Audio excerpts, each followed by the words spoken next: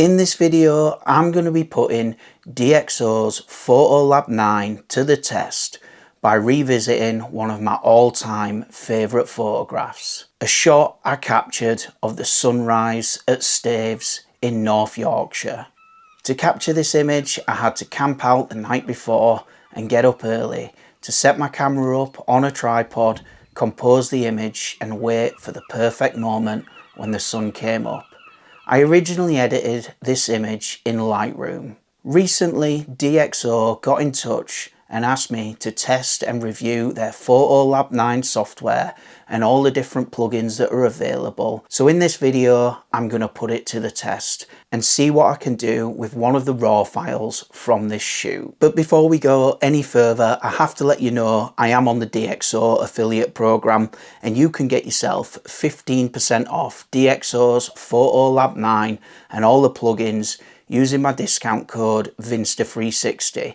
But anyway, all the thoughts and opinions and everything that you're about to see in this video, it's all coming directly from me and it's no way influenced by DxO themselves.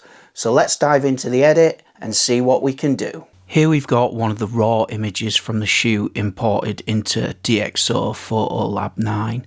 First of all, I'm going to add the Sony A7 III camera profile.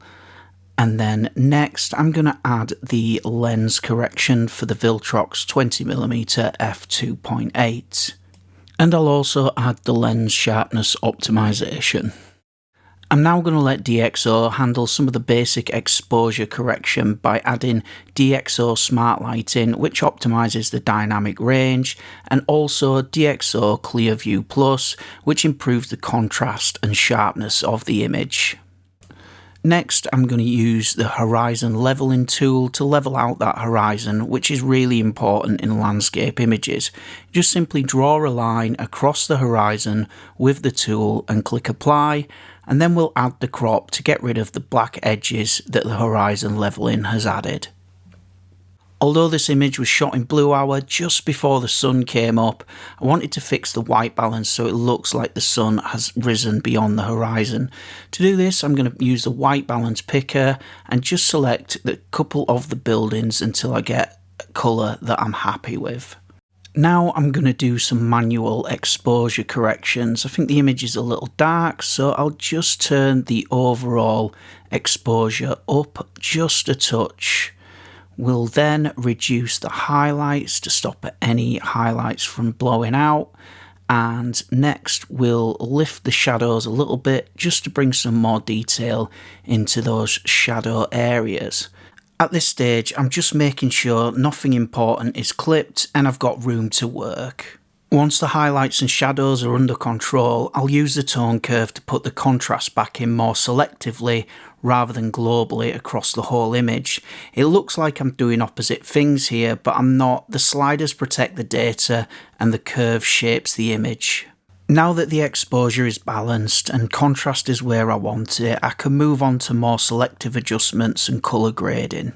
Greens are usually the most saturated colour straight out of the camera, so I'll start my colour grading by pulling them back slightly. I want the greens to support the scene and not dominate it. Now that the landscape is looking pretty balanced, let's work on the sky. We'll add an AI mask and select the sky. DxO does a fantastic job of selecting the sky area, no issues here.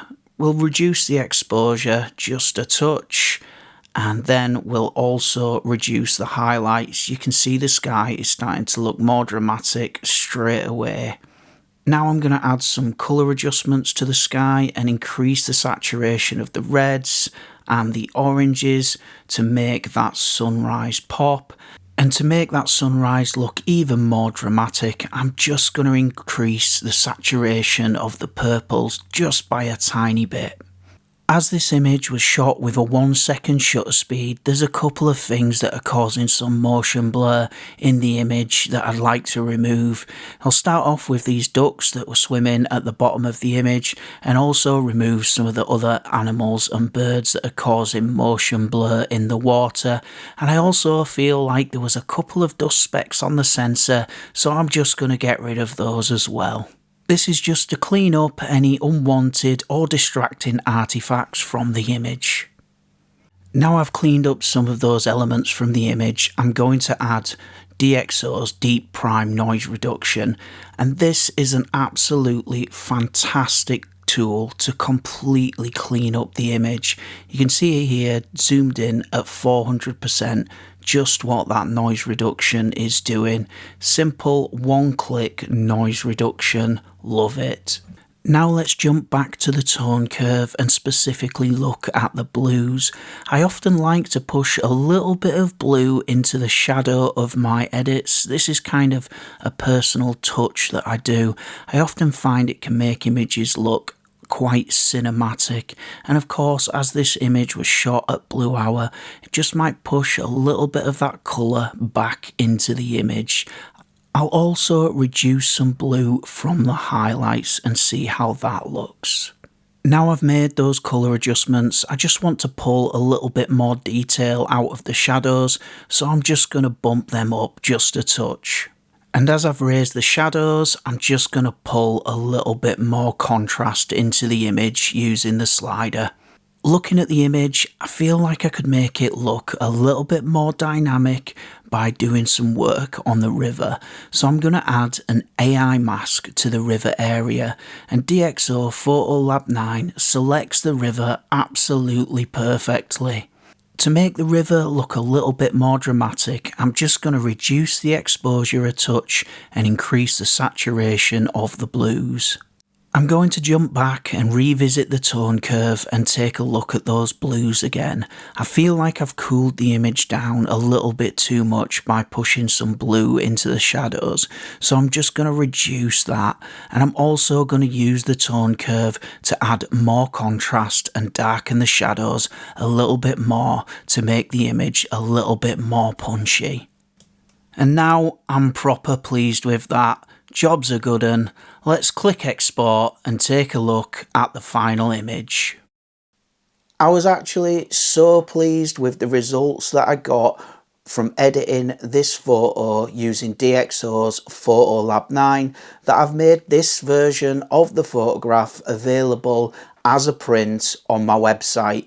You can go check it out by heading to www.vinster360.co.uk, head to the store and go to the prints page, and there you can see what I've got available. I've added a link to my website and the discount code for 15% off DxO software in the video description below. So if you've liked what you've seen in this video, go check those out.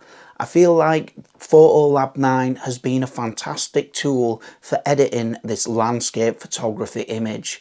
However, I recently went out and did a low light street photography shoot using my Fujifilm X100F, and I edited all the images from that shoot using PhotoLab 9. In that video, I share some tips for low light street photography, talk about working with ambient light, finding compositions. I go through the settings that I used, and I dive a little bit into the editing process.